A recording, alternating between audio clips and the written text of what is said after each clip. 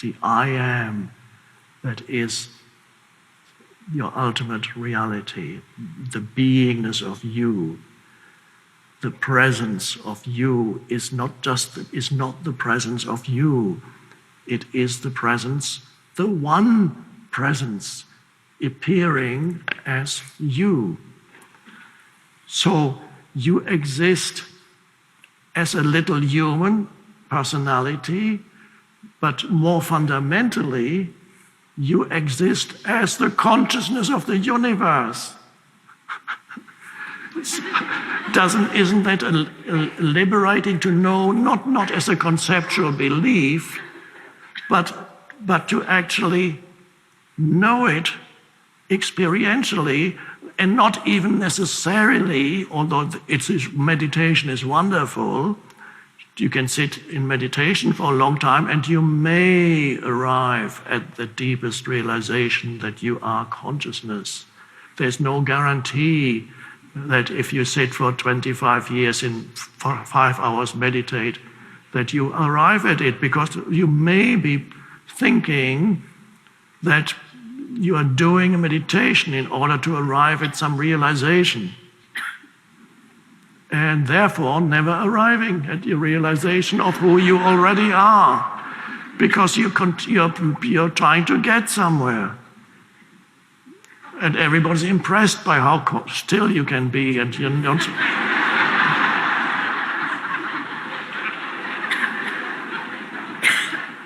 And after 25 years, you still get upset by the little things.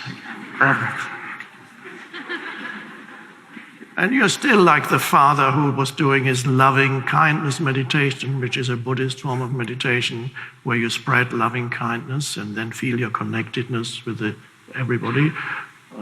May I be well and happy. May everybody in this house be well and happy. May everybody in this city be well and happy. May everybody in this planet be well and happy. Om. And so he had been doing the meditation for years, and then the door opens and the 5-year-old daughter comes in. Daddy, Daddy, can't you see I'm doing my meditation? Why can't you leave it alone just for half an hour every day? Trying to get somewhere.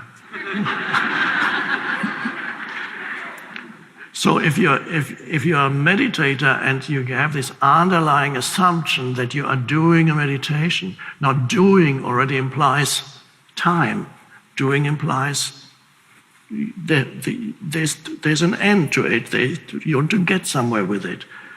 And that's perhaps why after 25 years you didn't get there. Because you can't get there, because you're already there. You're already it. So it can come to people who've never meditated. It can come to people in prison. It can come to people who suddenly lose everything. It can come to a person, a refugee, who suddenly has lost everything. And suddenly all the things that contributed to your form identity, on the personality, life can sometimes take it away from you. And that's painful at first. On the level of personality, it is painful. But some people, when those form things that they had identified with, that gave them their identity, have been removed by life, suddenly something emerges in them that didn't emerge in the person who was meditating for 25 years. And they didn't even look for it. And suddenly, spontaneously, they go, wow, what is this? How can I feel peaceful when I've lost everything?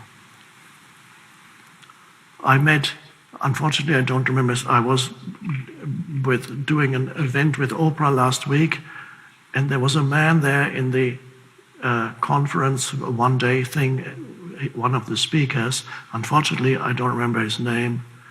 He is a black man who, when he was 19, was involved in drugs, and he killed somebody, he shot him. And so he spent decades in prison. And in that prison, his personality, the level of personality, it was a very, very dark and very heavy karma, dissolved. it dissolved.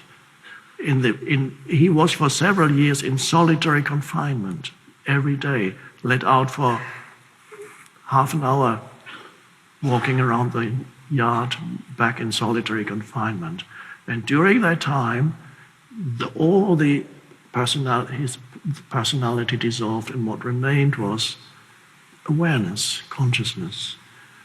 And then eventually, miraculously, he got out after several decades, and then he started helping people and teaching. And Oprah said after the event, pointing to him, said, of all those speakers today, you have come the farthest of all of us, because you have come from that place that nobody would have thought that somebody would awaken there, and he did. So it can happen in the most seemingly unlikely circumstances, and it can happen, and this is where a spiritual teaching comes in. When you come into contact with a true spiritual teaching, the spiritual teaching tells you it can happen here and now, and it's not even a happening. It's a realization of a dimension within you that hitherto you had completely overlooked. You had overlooked it. What is it that you overlooked? You overlooked the deeper part of who you are, because the surface part was so noisy. The thoughts going through your head attracted all your consciousness to themselves, like voracious little monsters. Every thought, and you see how addicted people are to their thinking, how their consciousness is continuously absorbed by thought processes. The voice in the head, for some people, for many people, there are millions of people for whom the voice in the head is a terrible, terrible torture. Millions on the planet live in continued being tortured through the negative judgments of the voice in their head. And they believe it's all out there. It's all the world that's making me so unhappy. All these people, why are they all so evil and bad? Why are they all against me? Why is the universe always throwing obstacles in my path? Why? There's something wrong with this. It's all in here. So they're being tortured by their mind, because they identified with their mind, the voice in the head. And some of you, probably many of you, still occasionally enter that realm. You go, oh. And you suddenly you formulate certain conclusions about your life. Oh, or other people. Oh,